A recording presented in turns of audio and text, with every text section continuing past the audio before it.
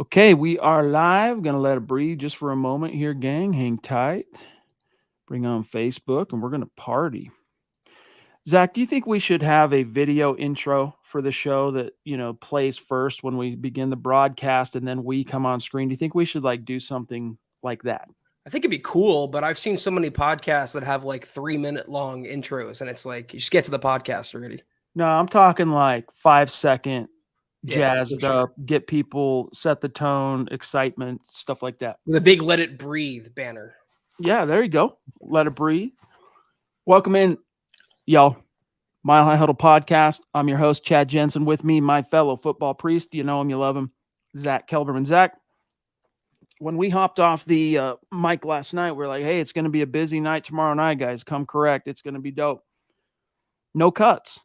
No further cuts. Now, yesterday, the Broncos cut 5 players, 4 waivers, 1 release, including Kendall Hinton, including Isaiah Prince, who was the one singular release. Today, nothing. So that's going to come. That's going to be tomorrow morning, the Tuesday morning show, Broncos for Breakfast and Building the Broncos. They're going to have a lot to talk about tomorrow. But what's the news? You have this article for us for people who've been grinding at work all day, not quite aware of this. What's going on with K'Wan Williams?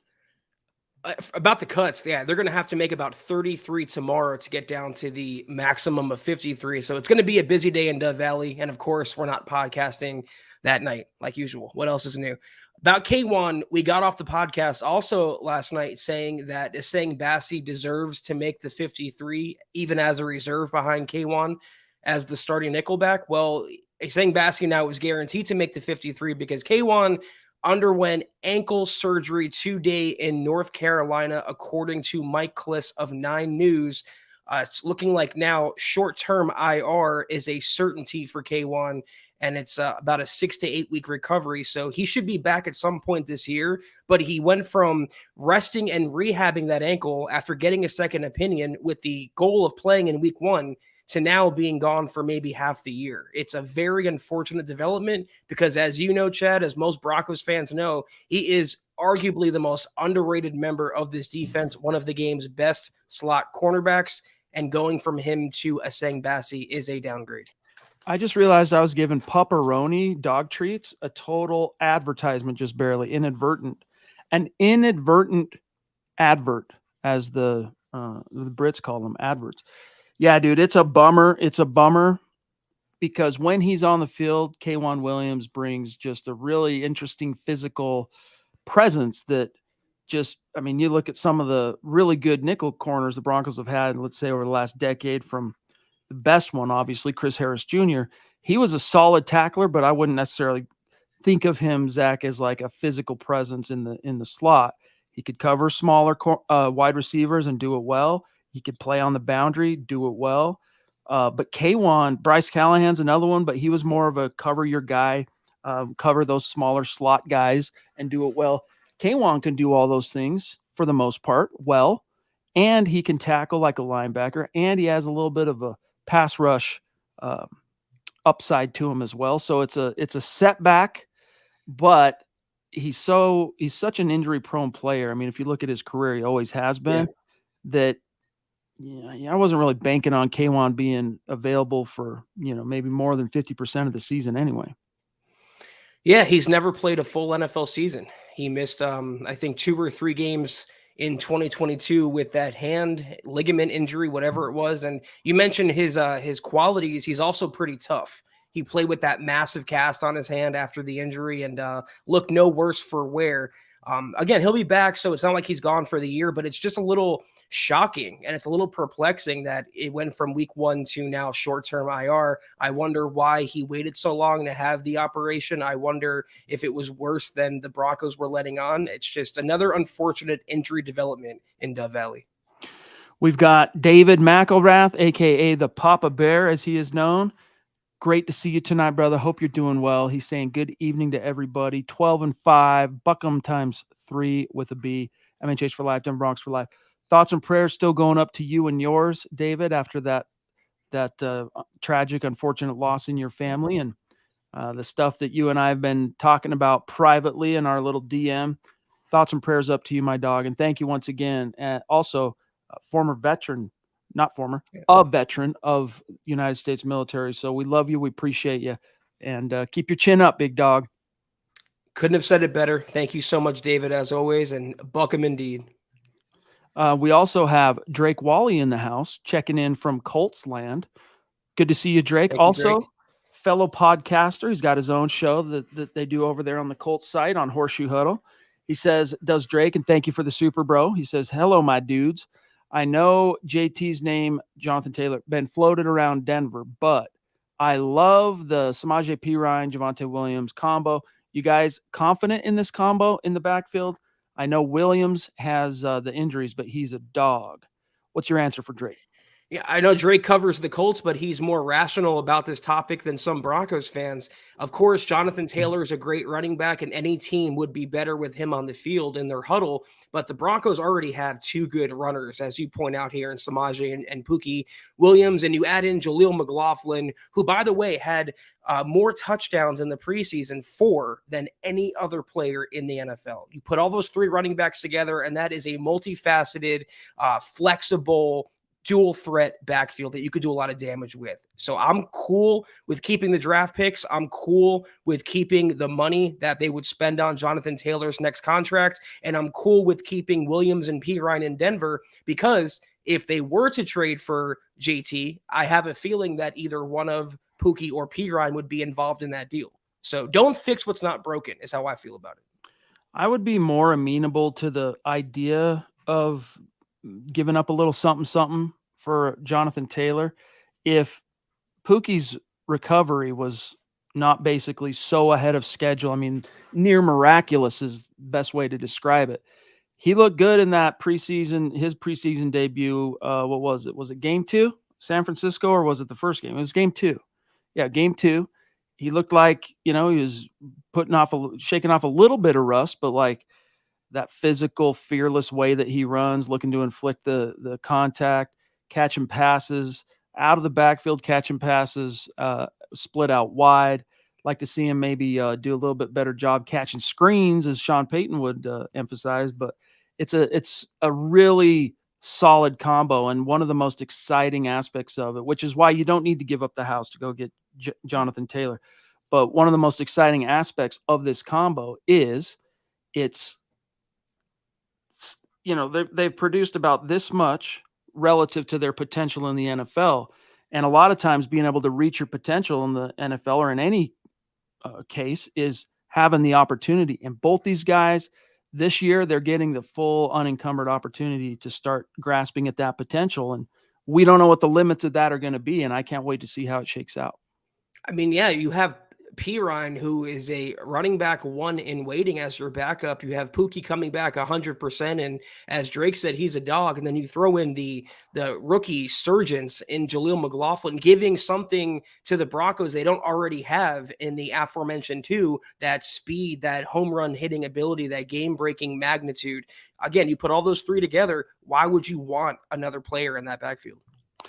Thomas, what's up, man? Welcome. Thank you. Appreciate you, my friend. He says, I don't understand the hype behind getting Jonathan Taylor. It doesn't seem like something that's needed on this roster currently. Mm-hmm. I'm thinking more wide receiver, not running back. Thoughts? Appreciate you guys a ton.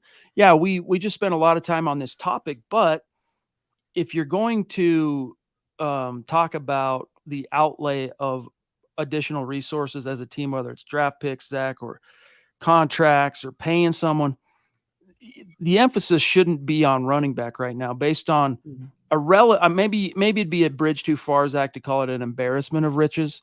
The Broncos have a running back just because we don't know quite yet exactly Pookie's outlook with his knee, but I think he's going to be fine.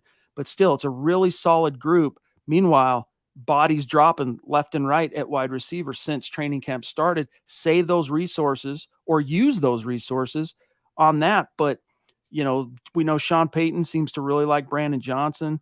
It looks like Lil Jordan Humphrey earned himself a spot. So there's your top 5 when you factor in Cortland Sutton, Jerry Jeudy, Marvin Mims. And then, hey, don't look a gift horse in the mouth. Hold on to Albert Okwuegbunam and use him like Jimmy Graham, interchangeably with Greg Dulcich, and reap the rewards. Derek Barnett's available from Philadelphia, defensive end. I'd rather the Broncos trade for him. Desmond King, the veteran slot corner, got released by Houston today. I'd rather the Broncos put money toward him. These are positions and players that would be necessities, not luxuries. Running back right now, especially a running back like JT, would be the ultimate luxury move that would be borderline irresponsible for the Broncos to make, Chad.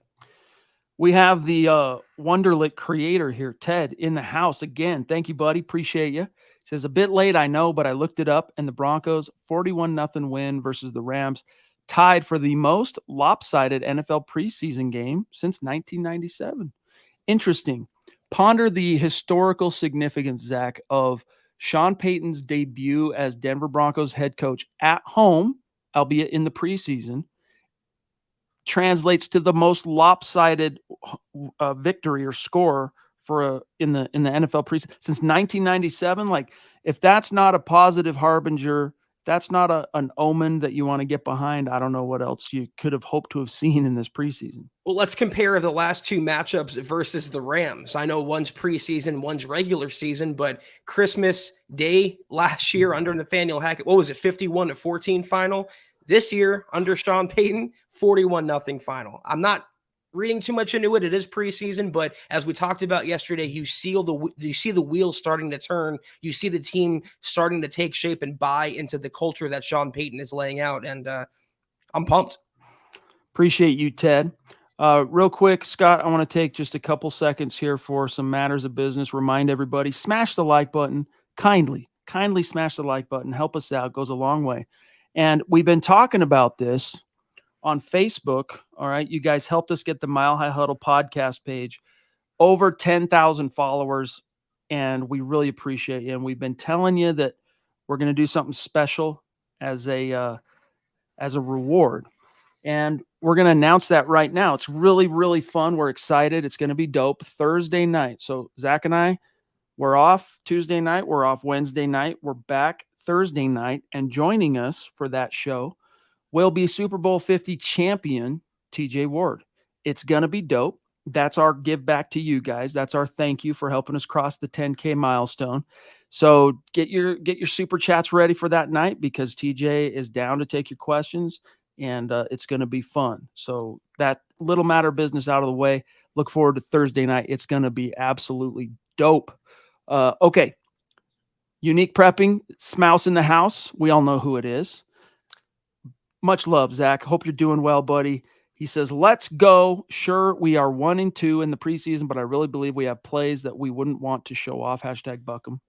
Yeah, exactly. People jump into so many different conclusions based on whatever it is, 50 total, less than 50 plays that the ones ran, Zach, in the preseason, none of which are going to be the core, like, creative, fun stuff that he's going to try to throw out there to stump opponents. So we're just scratching the surface. Again, go off the vibe and the precedent and the energy and the harbinger of how this preseason concluded. You want to talk about punctuating a summer? Sean Payton did it with aplomb. Not to mention, their two losses were by a combined 2 points. They were in all of those games, and it came down to the wire. And, if things broke a certain way, they'd be 3-0. But I don't really care about records in preseason, like Chad was talking about. And as we've illustrated, even during those losses, you have to take into account the whole picture, not just the stats, not the box score, not the record, how the team is progressing, how the offense is progressing, how Russell Wilson has looked, and how the defense has come together. Those were the big question marks for me entering training camp in the preseason, and they've answered a lot of them so far.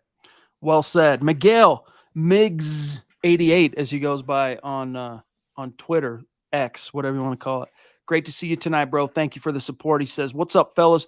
Should the Broncos look to the draft for a nickel corner? The past two retreads are just way too injury prone. That's true when you talk about Bryce Callahan, now K1. Do you go to the draft for a nickel? Because, hey, Isang Bassi maybe could be something with more time on task. He's going to get that opportunity.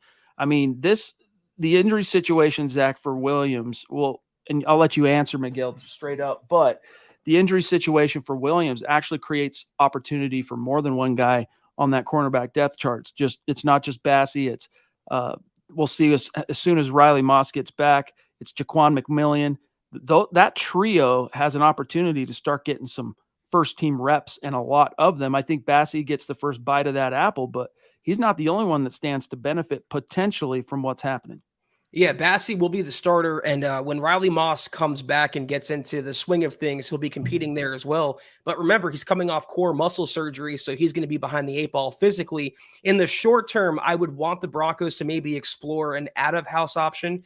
I mentioned Desmond King from Houston, really solid veteran nickel who can come in right away and play some serious snaps. In the long term, I agree with the question here, or what it's implying. They have to start thinking about restocking that cupboard.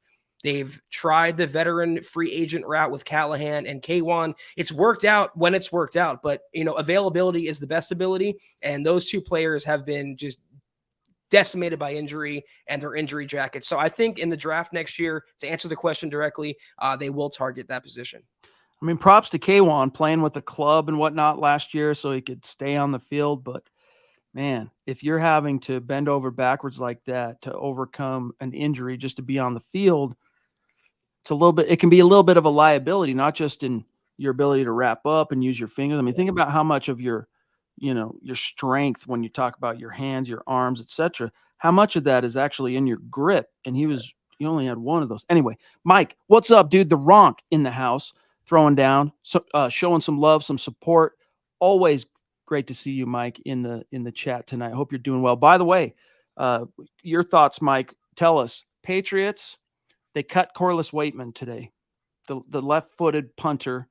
A lot of those guys tend to have a decent outlook if you're on a Bill Belichick 90-man roster, but he couldn't cut it. By the way, also Tyree Cleveland cut by the Philadelphia Eagles, a couple of former Broncos being shown the door by new teams. Andrew Lampy in the house. What's up, dude? Good to see you. Some stars on Facebook. This is a longtime member of our community. Really great to see you tonight, Andrew. Hope you're doing well too, bud. Yeah, but pass on Tyree and definitely pass on Corliss Waitman. I'm a big fan of Riley Dixon, Chad, and I think he'll hold it down. Jasmine, what's going on? What's up? Right back at you. Hope you're doing well. Phenomenal to see you in the chat tonight. I really appreciate just how supportive you've been to MHH, all the different shows lately. It just means a lot to us. So thank you. Drake with number 2 tonight.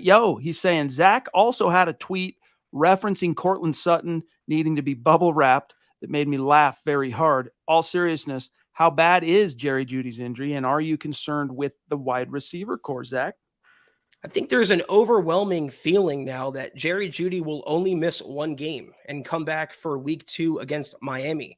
And I wouldn't want the Broncos to rush him back. Certainly, hamstrings are nothing to play with. They are so easily re-aggravated, and they take a long time to rehab. And he is the Broncos' best receiver, so some caution here is required. But it's not a long-term issue. And as we talked about last night, Drake, on the podcast, them cutting Kendall Hinton and like 3 other receivers, I think was a decent sign that they're not overly concerned with Jeudy's injury. Obviously, again, hamstrings are concerning on their own, but it wasn't a serious tear. It was a moderate injury that he'll be back with in due time.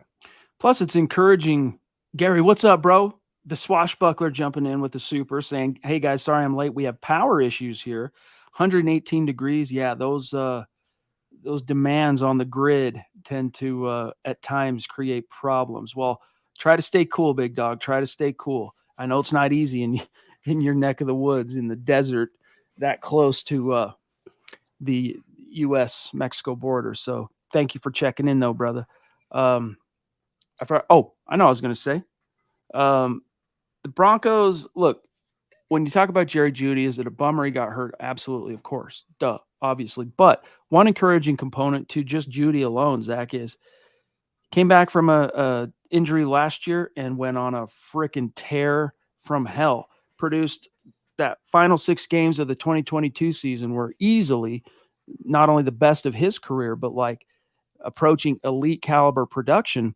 That was coming off a little bit of time away, recharged, comes back, boom. Russ is like, yo, where have you been my whole life? I've been trying to make it work with this Sutton guy, and we're just different people, Hopefully some of that's changed too, because relative to Russ and Sutton, because they're going to have to figure out how to make some lemonade in the short term.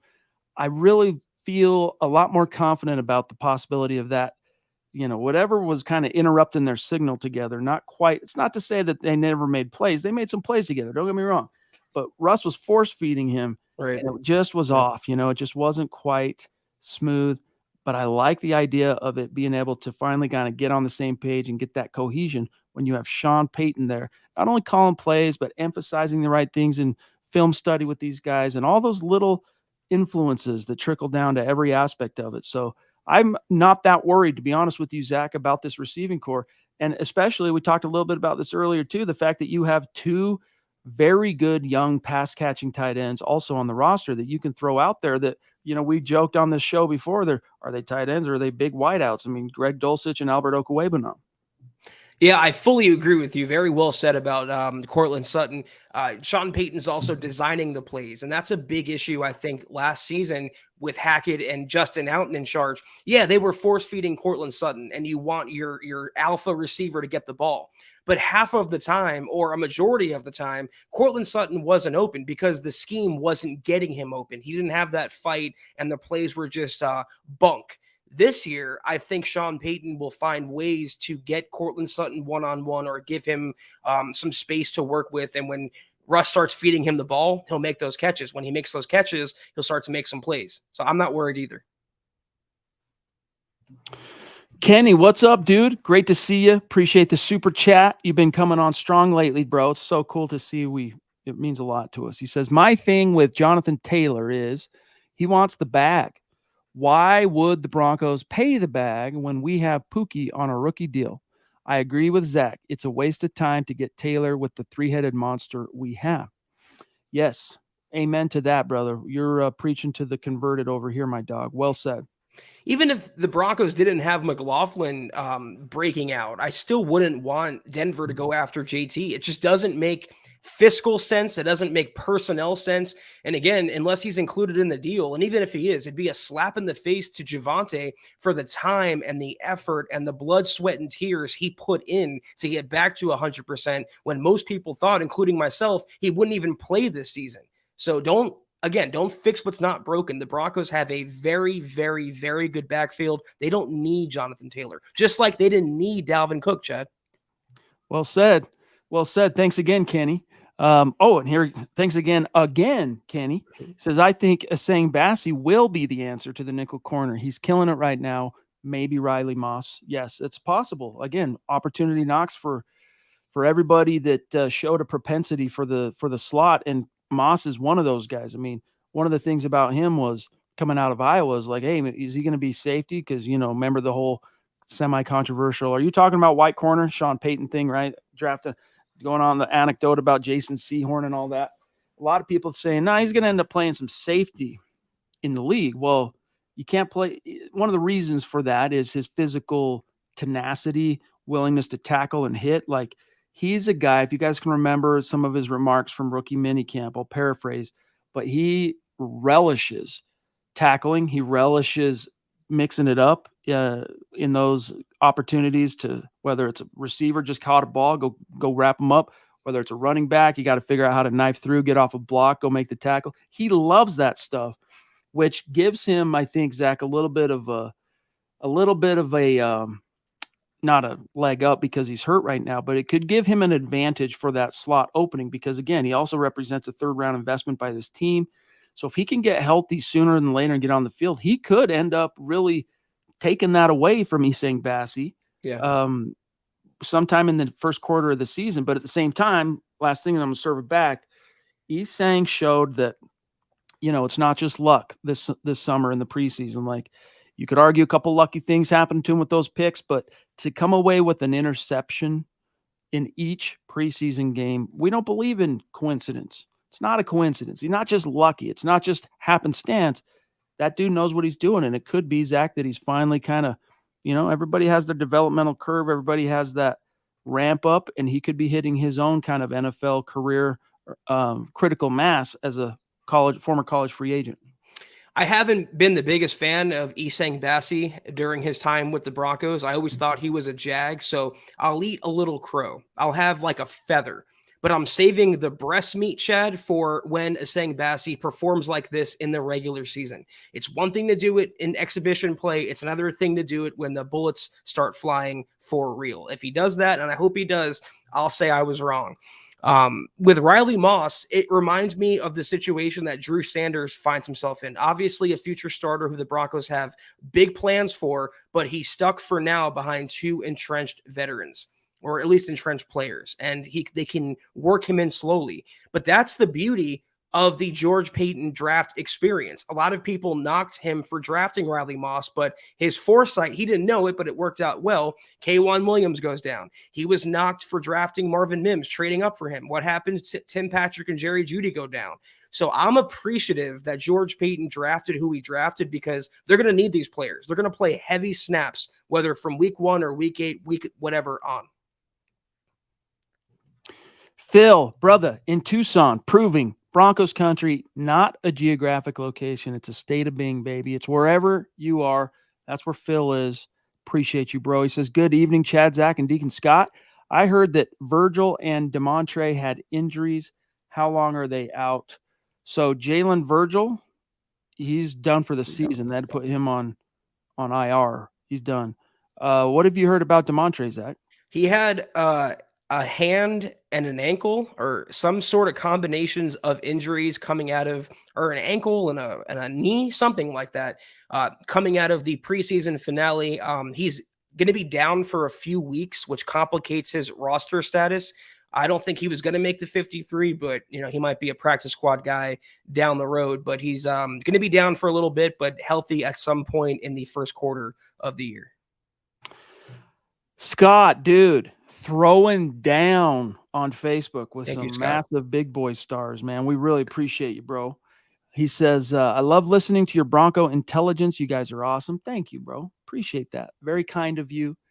We try. We have a lot of fun with this, though, too. So it's like we try. Yes, of course. We put our best foot forward. But, Zach, we don't really have to try that hard, because you and I have been together for so long. It's just like, the rhythms of the conversation when it's your turn to talk, all those things. And you guys help make it fun. So fun for us. It's like addictively fun. So thank you, bud.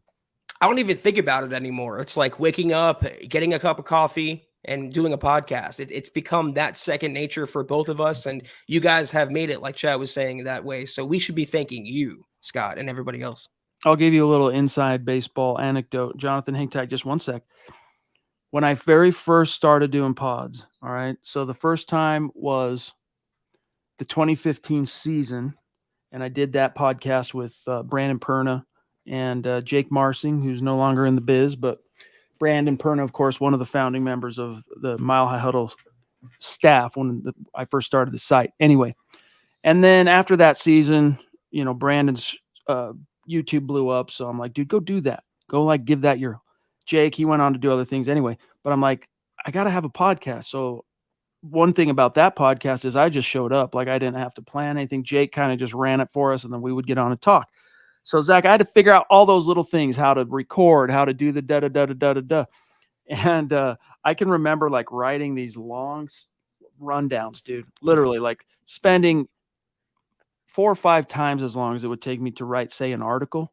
All right. Putting this rundown together, and then getting together with you, for example. By the time you and I got together, we had our rundowns, but they weren't by that point, I'd kind of streamlined it a little bit. I'd kind of figured things out. Obviously, that was about 3 years later, but I can remember just reading some things verbatim, not even knowing what I was doing, dude.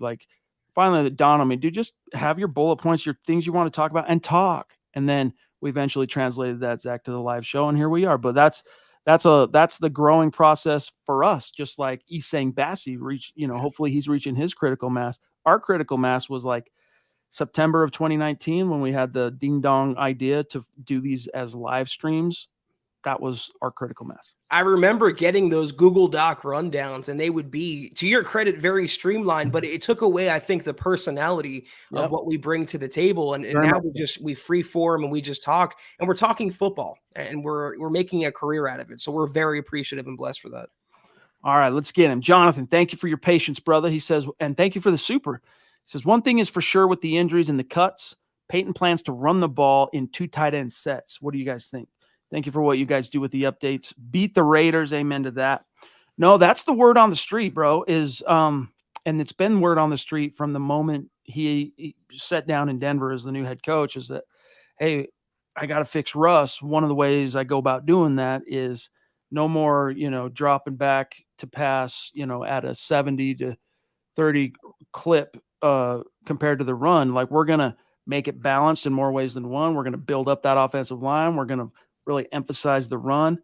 And you look at the Broncos, the horses they have up front, it's an improved O-line, but we haven't, Zach, really seen it come out in the wash yet because of injuries and preseason. And, Ben Powers didn't look very good.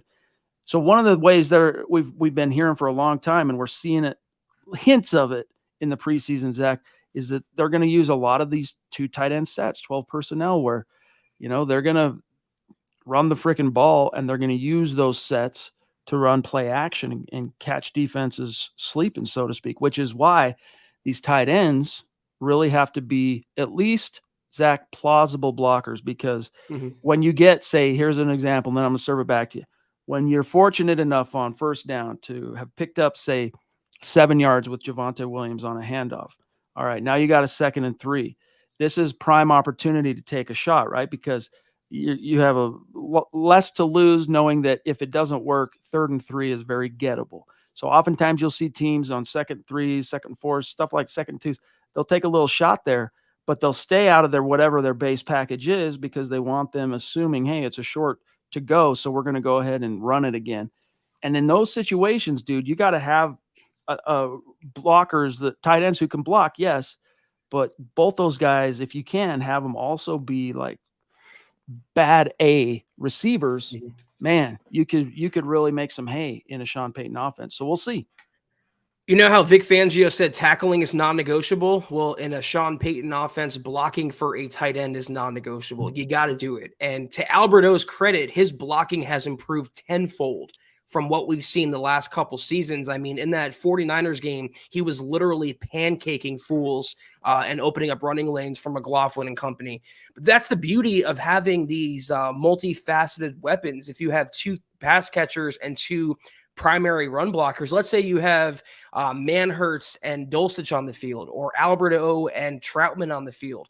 Both of those guys can do everything. It could be a run or it could be a pass. The mystery, the intrigue, the different plays that you can run, the sets, it's going to keep defenses guessing. And that's why I agree with you.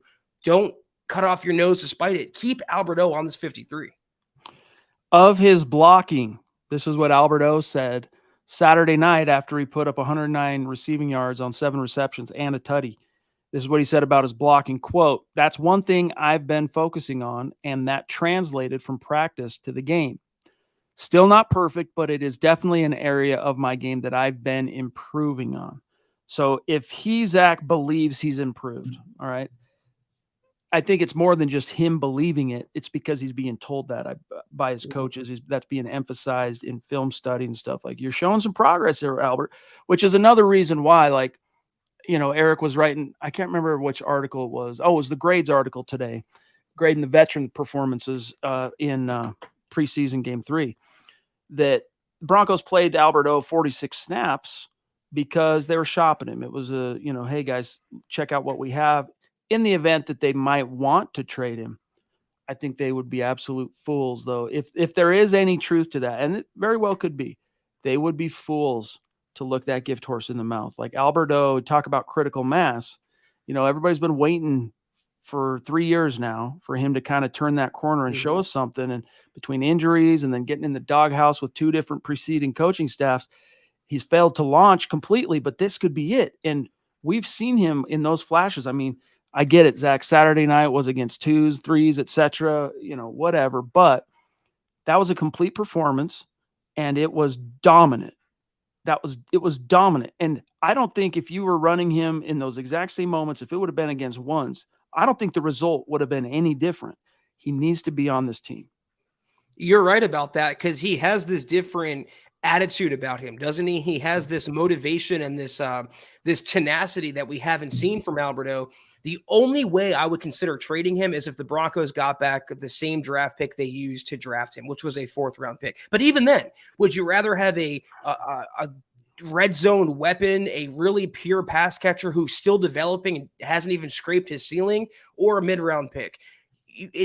There's 2 questions about Alberto. Okay. One was his blocking, obviously. And again, his blocking has improved dramatically. The film doesn't lie.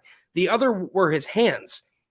Inconsistent, dropsies, this and that, butterfingers. He made catch after catch after catch on Saturday against Los Angeles, and those weren't routine catches. He had that one-handed grab where he was diving. That's a tough snag for anyone to make. He just wants it this year, Chad. He wants his spot. He wants to finally turn the corner, and I think having that elite coaching staff that's unlocking his potential has made him that motivated. Definitely. Shout out Patrick in Hawaii, bro. Great to see you. Aloha right back at you. Hope you're okay with everything that's been going on there, my friend. Naj, a legendary, mythical, pivotal figure in the MHH community. Can't wait to see you in a couple of months' time, dude. Seriously, I say that every time you jump in, but I'm serious about that. And this time, you got to come spend some time with us. You know what I'm saying? I know you've spent some time with us before, but like, come spend some time with us. All right. Hey, bros, he says, what makes this season particularly exciting is all of the possible redemption stories on this roster, none bigger than Russell Wilson. I put Sutton in there, Javonte, Bowles, Gregory. Motivation will be high. Indeed. Zach, when it comes to, pardon me, bona fide like comeback player of the year, accolade potential, Broncos do have 2 bona fide guys in Russ and Javonte. Mm-hmm. It doesn't have to be, for what it's worth, comeback player of the year, as evidenced by recent accolades that have been handed out in the NFL. Doesn't have to exactly. Doesn't have to be, though, a player coming off injury, like Peyton Manning, for example, when he won it in Denver his first year, 2012. Should have been MVP, but went to that Herculean season from Adrian Peterson. I digress. Sutton, we'll see if he has like an iconic caliber, like return to 2019 form, could be in a conversation for that. But Russ and Javonte in particular are bona fide comeback candidates. Bowles and Gregory, though, yes, very much. The redemption arc, especially if Gregory can stay on the field, man, like we still don't know what that looks like. Him being on the field for a full season and what kind of production and impact that could offer the Broncos. We'll see. Russ is certainly a candidate to win it. Unfortunately, it would happen this season. And if Damar Hamlin from Buffalo takes even 1 snap, which he will, he's going to win the award. They should just rename it to the Damar Hamlin Comeback Player of the Year award. There's other smaller storylines. You can talk about Frank Clark getting cut from a Super Bowl winner like Kansas City, coming to a rival, now trying to not resurrect his career, but continue on in that twilight. But how about Sean Payton? Coming out of retirement, he was working as a Fox analyst. He still has this tag of Bountygate hanging over his head from a decade ago, and he came to Denver, I think one of, if not the biggest laughingstock of the NFL. He's been clowned for that. He's been criticized already that he's not going to get anything from Russ, that Russ is washed, 8-9 incoming, yada, yada. He has his own, plenty of it, bulletin board material in Denver. Ronnie Ray in the house. What's up, bro? Thank you very much for the super chat. Connect with us. This goes for everybody, by the way, especially super chat superstars and star supporters on Facebook.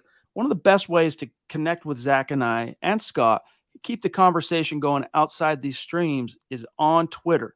So connect with us on Twitter and do one of these in our mentions. If we're already connected, make sure we know who you are, because the handles are so often different. Okay. And it's hard for us to know who's who. Ronnie says, good evening, Chad, Zach, and Scott. With Alberto's performance and all the love for the other tight ends, what's the chance he makes this roster now? Yeah, what would you give it from like a percentage? You know, like 75%, 80%, 90%? What would you say? Because I would put it, Zach, hey, I've had to eat crow before. Wouldn't be the first time if I have to on this. But I would say after that display, I would put it plus 80% that he's on the roster. Is that too bullish? It's your opinion. I mean, I agree with you. I think he has better odds than not of making it. I mean, if you would have asked me when the first depth chart came out and he was like fifth string, I would have said negative 10%. If you would have asked me a few weeks ago, I would have said probably 20 or 30. He wasn't long for Denver. I even said that on Twitter, those exact words. But now, how do you leave him off? It wasn't just the preseason game. He was dominating the Rams in joint practice. He's been really turning it on in the last couple of weeks. And that's when you want these players to start rising to the occasion when things get serious and the calendar switches to September. So I'll go. I don't know, man. You just have so many people in front of Alberto, including 2 handpicked Sean Payton tight ends. You have Nate Adkins, the undrafted rookie. I'll say 60-40 just to kind of hedge my bets. Hey, Scott, do me a favor, because everything's been going good on the stream. I don't want to open up another tab. Google total number of tight ends the Saints carried on the opening, out of camp roster in 2021, his last season as head coach. Anyway, Ronnie, appreciate you, bro. And then we've got here also Keith saying not a geographical location here from Montana. Bro, I didn't realize you were in Montana. I thought you were a little bit closer, but still. That's definitely Bronco country. That's definitely, I mean, it is split a little bit. You get some of the Seahawks people in Montana because of its relative proximity, and also some of the broadcast stuff, that people see just turning on their channel 2, their Fox, their CBS, etc. But it's mainly Broncos country, Montana, for sure. He says, if you could watch Hard Knocks, Broncos 2017 through 2022, what year would you choose? So if there were a Hard Knocks production, Zach, of the Broncos in one of those years, which would you choose? I would probably, honestly, if not last year, I would maybe want to see 2020 because, first of all, it was our most limited access year of all time because of the pandemic. But I would want to see some of those actual conversations Elway had with the league when they punked the Broncos and tried to make an example out of them and disqualified all their quarterbacks against the Saints week 12. And just like some of those conversations Drew Lock was having with Jeff Driscoll and Brett Rippon and, their purported deception, right? Trying to hide what they were doing from the league, etc. I don't know. I'd probably say 2020. I mean, last year is the obvious answer here. The arrival of Russell Wilson, the clown known as Nathaniel Hackett. If anything, it would have given us some entertainment looking back on it. We would have laughed before we all cried. My second choice would be 2021, if only because of the quarterback competition. I would like to see the behind the scenes of Teddy versus Drew and how Vic Fangio was handling everything. I think that would make for pretty interesting TV, but last year for sure. For what it's worth, this just in, thank you, Scott. The 2021 New Orleans Saints carried out of camp 5 wide receivers and, count them, 4 tight ends. And I bet you, I don't have this information in front of me, but I bet you if you were to just do that each year of Sean Payton's 15 that he actually coached in New Orleans, I bet more often than not they carried 4. I bet that. I don't know that, but I would bet that. What does that mean for our conversation? Well, we know who the top 3 were, Zach, going into the preseason finale because they didn't dress. Troutman, Manhurts, Dulcich. That 4th spot was a battle, but really between Alberto and Nate Adkins. Yeah. Tommy Hudson's trying to get in on that, but he just hasn't shown anything. And I think Alberto made it a non-conversation, unless the Broncos got absolutely blown out of the water with a ridiculous trade offer, which I just don't see happening because as exciting as he was, if I'm a GM around the league going, ooh, I could use that tight end in my offense. Do I really want to give up a ridiculous trade package for a guy who flashed in a preseason game? Absolutely not. And also a guy who's been, notoriously inconsistent in his career. It comes down to, like you said, Alberto versus Nate Adkins. And I haven't seen enough from Adkins that would justify putting him on the 53. I know Sean Payton likes him. I know they've compared him to Andrew Beck, but he hasn't put it on film like Alberto has in the last couple of weeks. That's why he deserves that last spot. The Triple C in the house, Colby C. Collier. And by the way, guys, we're at 44 minutes, so we got to go soon. Any burning topics, get it in the chat. Is week 1, he asked, pretty much a must-win to get us on the right track for this season? So there's a difference between, is it a must-win or is it a pretty much must-win, right? Is it pretty much a must-win? I would say you could call it. It's pretty much a must win. Is it a technical got to have must win or else? No, but it's a really would be good to start on the right foot, and especially again, you talk about the way this schedule, Zach, is structured this year. You gotta capitalize in that 1st quarter. You gotta win the games you're supposed to win, and traditionally, Sean Payton teams win the games they're supposed to win. That Raiders game will be a game the Broncos will be expected to win, and I think they will. I think it's a figurative must win, not a literal must win, to your point. And the same as week 1 of last year when the Broncos faced Seattle. If they lost that game, the season wasn't over, but just it set a bad precedent for the rest of the season. And that's what we saw happen. You can't hire Sean Payton, who's vowed to fix Russell Wilson. You're playing at home, debut, late afternoon game. You're facing a rival that you haven't beaten in 3 years, whatever it is. You got to come out and stamp your mark on the league. And you do that by beating your rival, by beating your former head coach, who's one of, if not the worst head coach in history. I mean, there's no way they should or can lose this game. Javon saying, I've watched y'all for like 4 years. I remember when we had a disagreement about Mark Barron, and y'all were right. And I apologize. Man, I forgot he was even a Bronco, but stoked, bro, to have you with us that long, Javon. Thank you for sticking with us. Seriously. John Morton. Days. What's that? Good old days. The Mark Barron, the Kenny Young discussions that we would have because we were so desperate for an inside linebacker who can cover. John, thank you, man. Appreciate you throwing down on Facebook. It's really nice to see you. Hope you've been well, my friend. Another longtime member of our community. He says here, I'm on FMLA leave till November 6th. Meanwhile, I'll get to watch Broncos kick off the season, and I believe we got a glimpse of what's coming in future days. Awesome, dude. Great to hear. Great to hear. Enjoy that leave. That's good for you.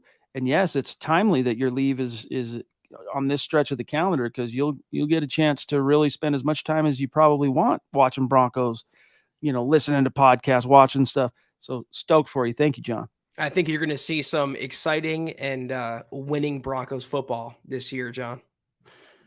Okay. David, yes. You were there in the audience since 24/7. Weren't you maybe even there at Scout? I want to say you were, dude, but I could be wrong. Diamond Rattler, what's up, Diamond? Good to see you, bro. Creator of this D. I wish I could. Here, I'll take it off. No, I'm going to leave it on Peyton for right now, because Peyton's hand got broken by my little 2-year-old Theo. And I don't want to show you not mortally wounded, but a disfigured Peyton. Look at that. Look at that golden right hand of his gone. Needs to be glued back on. I just haven't gotten around to it. That's what you get for letting 2-year-olds play with your stuff. But this is what he made, dude. It's dope. It's dope. Beads, right? It's like, I don't know what it takes. Leather, kind of like, I don't know. It's dope. It's a prized possession of mine. I hope you know that. Diamond. He says, I don't. What did he say? I don't left. Lil don't left. I'm not sure. Thank you, Chad, for that album. I think I know what you're talking about. Bridge the Gap. Appreciate you, big dog. Seriously, big supporter on that front. Really means a lot to me. David, love the show, guys. Good evening from Alabama. Broncos fan, 40 plus years, military vet, retirement flag flown over Invesco. Rad, dude. Rad. Well, yes. Thank you. Thank you for your service, big dog. Seriously, when we say that, we mean that. So thank you, bro. Thank you for your service, and anyone who's served. We talked to, who was it earlier? Was it David McElrath? Yeah, I appreciate your service, anyone. We're big proponents of that on this podcast, and we don't take it lightly. Okay, Zach, I think we've got pretty much everything that was burning. Let's maybe hold on. There's one from let's grab Mike here. Do you guys think the Broncos will look at another kicker if Brett Maher starts missing extra points or field goals in the regular season? My answer to that is yes, Zach. But what say you? Oh yeah, under the if auspice, right? Of course, yeah. I mean, he's on pretty decent ice for now, but it'll be extremely thin if he starts regressing to that Cowboys Maher, missing extra points. He settled down, to his credit. after the opener, and I think they'll roll with him to start the year. But judging by Sean Payton's history, I mean, he was changing kickers like he changed underwear with the Saints, and that's not going to stop in Denver. Well said. Zeus, we got Zeus in the house jumping in on Facebook. The first face etched in the MHH Mount Rushmore Super Chat Superstar. You know this, Stu. Great to see you tonight, bro. Hope you're doing well. And I got to just grab this real quick. People saying, the Broncos Raiders kicking off the season. I'm getting Cutler vibes and stuff. And Orange Bucky saying I had more of a Plummer flashback. But one of my favorite memories was it 08? That I think it was 08. Broncos opened up with the Raiders on Monday Night Football. Great game. Broncos got the win. I want to say it was week 2 that season was the controversial home victory over the Phillip Rivers-led San Diego Chargers, where Shanny called 2-point in the clutch, right when the Broncos field goal or extra point. Pardon me. There was under a minute to go. Drive down, get the touchdown. Could have tied it with the extra point, but Shanny goes no 2. They converted, but there was a controversy because of a Cutler sitch. But those were good times. I loved the Cutler Shanahan era, what it could have been, but it just they collapsed this down the stretch, and Shanny got shown the door. But anyway, guys, we're out of time. Love you guys. Appreciate you. Another tremendous episode, guys and gals, of the MHH podcast. If you're not doing so, please follow us on Twitter at the MHH pod. You can follow the main account on Twitter at Mile High Huddle, Chad at Chad and Jensen, myself at Kelberman NFL, and Scott, our producer, at Scout Kennedy. If you guys want some merch, including Buckham merchandise, check it out, mhhmerch.com. Also, leave us a like at facebook.com/Mile High Huddle pod. Helps us out a lot. Also, follow us on Instagram if you're there at mile_high_huddle, and make sure you're leaving your football pre-save 5-star review for a chance to win some of that merch each and every single freaking month. But if anything, guys, please subscribe, like, and share this video and every video you see on the MHH channel. It really helps us grow and reach more Broncos fans just like you. Well said. Dude, I just realized you can see another little Peyton Manning in the corner of my screen right there. You see him? He's a little like, what do they call those, McFarlane figures? I've got a grip of them that I put right here on this little like table shelf because I'm trying to get my son Theo to play with that stuff instead of trying to play with Peyton, who's turned out to be a little bit more fragile. But you can see Peyton there too. Wild stuff. Hey, shout out. I see Nick Hale jumping in late. Good to see you, bro. Love you guys. Shout out and respect to these great Super Chat superstars and supporters tonight. David McElrath, keep your chin up, bro. Drake Wally, thank you, bud. Thomas, Ted, Smouse in the house, GLP, Kenny, Jonathan, Naj, legendary mythical figure, Ronnie, Diamond Rattler, OG. On Facebook, Miguel, Mike, the Ronk, Andrew, Phil, Scott throwing down, Keith, the Triple C, Colby, Zeus, John, David Hicks. Much love and respect, you guys. Don't forget, Thursday night is gonna be dope. TJ Ward, yay, him of the Super Bowl 50 no fly zone fame, is gonna join us. It's going to be a really, really fun conversation. So get your super chats ready for that. He's down to take some questions. And then tomorrow, keep it locked with us. Zach and I are going to be firing off all the news articles on the cuts as they're coming. Tuesday morning, you got Broncos for breakfast. You might have some news there. And then for sure, building the Broncos, guys, by tomorrow night, there's going to be some stuff because you got the deadline. So look forward to that. And we can't wait to see you again Thursday night. Have a great start to your week, y'all. We'll see you Thursday. Take care. And as always, go Broncos.